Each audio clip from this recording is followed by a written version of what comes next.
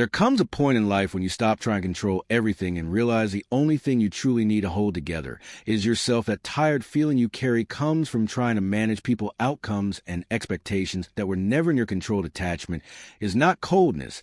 It is care without clinging and loving without losing yourself. Stoicism teaches that freedom begins when you stop fighting what you cannot control. You learn to watch your thoughts instead of becoming them. Understanding that you are the observer, not the noise in your mind. You stop expecting life to give you specific results and start appreciating whatever comes doing your best without demanding rewards. And you stop trying to change people, letting them be who they are without chasing their approval or fixing their path. When you release control over thoughts, outcomes, and others, your peace returns.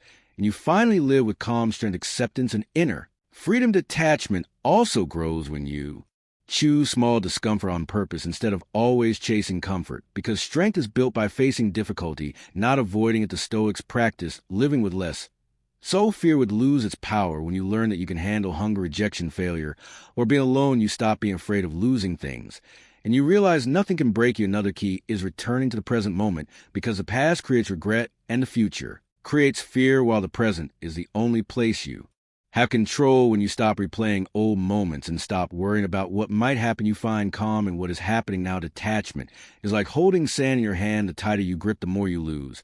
But when you open your hand, what belongs to you stays, and what doesn't falls away. This is not coldness. It is self-respect and quiet strength. You stop trying to control life or people and start protecting your peace, trusting that what is meant for you will remain while you move forward, calmer, stronger, and free.